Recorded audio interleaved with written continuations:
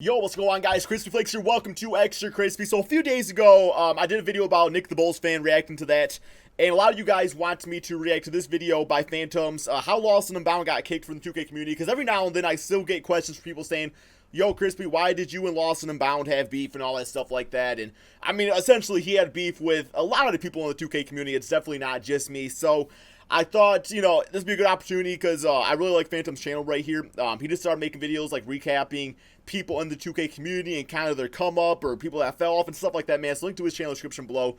So yeah, we're going to watch this video just so you guys can get, like, a summary if you were not around during that circumstance or maybe you just kind of forgot what happened. And then, of course, I will give you guys my version of things after this, after we watch this here. Because once again, too, like LostNUnbound is being hated on by people. Because he goes to, like, kid training camps or kid camps, basketball camps and stuff like that, and he gets faked crossover by NBA stars. People say he does that for clout and stuff like that, which, you know, I know he knows, everybody knows that he does it, but he still gets fame and clout because of it. So, you know, from his perspective, you can't really blame him, right, if he doesn't really care what people think about him. Then also you gotta deal with the fact that anytime you bring up LostNUnbound, you do get the fanboys that will probably attack this video, and, you know, I've seen them attack other videos too, saying, like, you're just jealous of Lost success. I know me personally, I'm completely fine with my success where I'm at with my life. I know I got here being morally correct and stuff like that. And let me just say, for people that do use you're jealous of somebody's success as a point, you know, success does not give you the right to treat anybody like dirt and to not treat people the wrong way. So I don't really even see that as a valid point anyway. So here we go, man. Let's check this out, how LostNUnbound got kicked from the 2K community. Been about 3 years now. 2016, you're browsing on YouTube and you're trying to find more people from the 2K community to watch. You find a video that comes up in your recommended, and this is what it is. Cash nasty. Bro, that was skinny cash right there, man. That was skinny cash right there. What is that?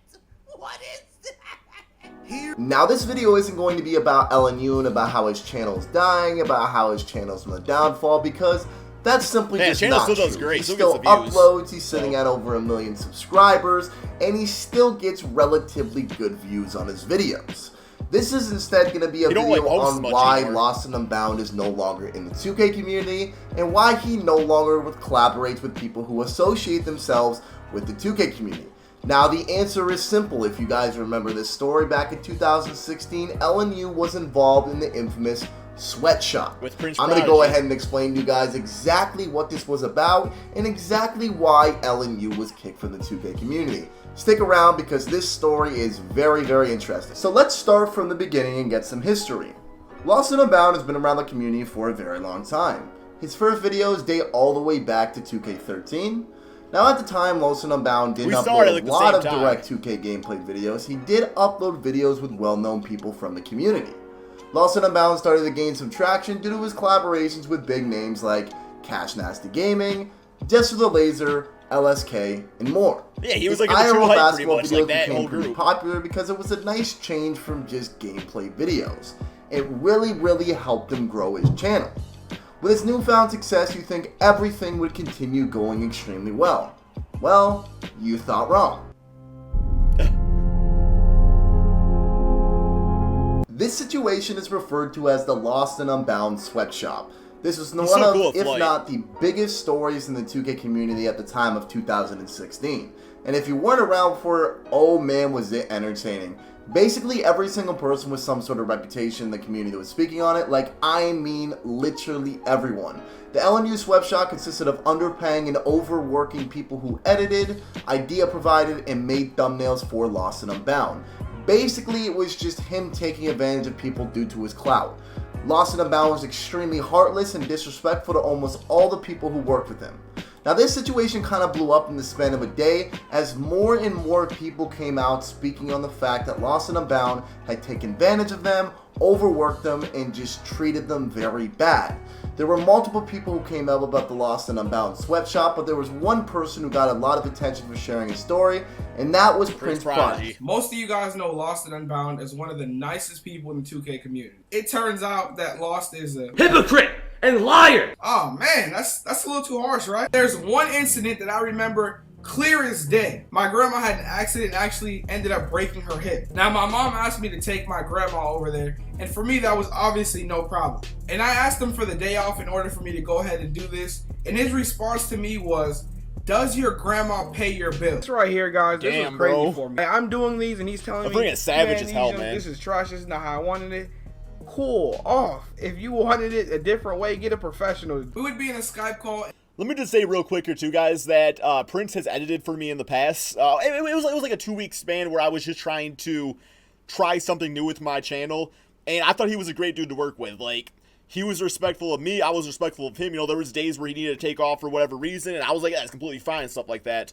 So I know Prince, working with him first and foremost, that he's not like just trying to make a video for clout right here. Like, this is actually a good dude who does a good job out there, man. So yeah. And a video would drop from another YouTuber. He would ask anyone that's in the Skype call with him on how he can make a video with the same or similar title. If that's where it started with me. Idea, I'll give you blank amount of money. Now this screenshot right here is a perfect example. This one right here is my favorite because I had a desktop that I custom built myself and things got tough. I had to get rid of my Xbox One and I had to get rid of my desktop. You can see that I say that I have to do that right here. I say, if we don't get this solved, then I'm going to be recording videos in trash cans, basically saying that I'm going to be homeless. And he replies to me with the title of his next video. You all know what that means? My man doesn't give one lick. Fam, you made all those promises and you relentlessly didn't follow through with one of them. It was very hard to find all the clips from this video because, as I mentioned, he removed the video. But to sum it up, the video was over 20 minutes long with over 200K There's views. Me right there, the video came with screenshots of conversations between him and LostNUnbound. Those screenshots included LostNUnbound complaining about the quality of thumbnails and also the discussion of how much money Prince Prodigy would be making per video. Now, he would be making $15 a video from the screenshots. $15. At the time, Lost was easily getting 100K views a video at minimum. And we're talking about LNU videos. These videos were not easy to edit, and editing does require a lot of work. With the money that LNU made off the video, $15 is extremely underpaying, and LostNUnbound knew that. Not only did Lost underpay people, he just didn't really care about anything other than his videos getting edited and his thumbnails/titles getting done. Prince Prodigy in the last clip was explaining about how times were tough and about how he had to sell his Xbox and his PC just to get by, and he may be on his way to being homeless. LostNUnbound simply replied with the title of his next video and never even acknowledged Prince Prodigy's cry for help. Now, this video blew up and the community immediately took Prince Prodigy's side. Now, Prince Prodigy wasn't the only one who came out. A lot of other people did too. Prince's was just the one that blew up and got the most attention. As expected, when the video dropped, the community went absolutely crazy. This is where the phrase LNU sweatshop came from. Now, after all this blowing up, LostNUnbound did release a response video which was not taken well at all by the community. LSK and a bunch of other bigger names made the response videos and just basically didn't agree with him. A lot of people just thought he was lying, and it received a lot of hate. He saw a subscriber count drop and people calling him a scammer constantly. Yeah, this would really ruin his reputation in the 2K community. The bigger names he used to collab with didn't really associate themselves with him anymore, and I still don't know if they do to this day. The hate followed him around and he just kind of left the community. This situation really blew up and we never saw the return of LostNUnbound to the 2K community. Now, checking up on LostNUnbound now, when I check up on his videos, I see a lot of people saying that he just gets into basketball camps and he just purposely gets his ankles broken for video views. I don't really know. I don't have an opinion on that. I personally don't care because I don't really watch LostNUnbound. But regardless, this situation was ridiculous, and this was a very, very fun time to be a part of the community because everybody was involved with it. If you guys enjoyed this video, if you guys have been enjoying my... Yeah, guys, so yeah, I was obviously pretty quiet during that video. I just wanted you guys to hear it out or anything like that. So yeah, one of my issues with LostNUnbound was we both did start doing 2K around the same time, and it got to the point where, you know, our channels were growing at the same rate, and then his channel started taking off, and that was fine. Like, you know, I was happy for the kid and stuff. But then I started thinking of like new ideas that have not happened before, and I started posting those videos. Like that was the time where like Mike Horizontal was doing what ifs, just like normal NBA what ifs. But I think I was one of, if not the first one, to do like 2K what ifs. I know I was definitely one of the first ones to do that. So I was doing those, and I was getting a nice little like steady increase in subscribers. And then it got to the point where I had, a nice little just haul of videos that were doing pretty dang well for myself out there. And I remember there was guys like Agent, Agent Zero, and I think Legend of Winning, and other guys like that were on Skype, and they were saying how Lost started like literally, this went on for about 2 or 3 weeks, man, was literally going down my most popular videos list and posting the same exact one, just, upping it a little bit and stuff like that, but pretty much just stealing every single one of my ideas and stuff like that with little to no credit at all. So, yeah, that kind of rubbed me the wrong way, and, my channel wasn't very big, so nobody really cared about that. And then eventually got to the point where Lost channel was really blowing up, and he started doing the same thing to, guys like Jess the Laser, maybe LSK, guys like that, where it got a bit more noticeable out there, but to the point where nobody really spoke on it yet. So then once Prince Prodigy spoke about his sweatshop situation, that's when, guys in Too Hype and all those people were kind of speaking out of their own personal circumstance. I know Jess the Laser was a big one, that came to the point where, I mean, the screenshots were shown right in the video of saying, like, hey, how do I do this person's video in the same exact way? So,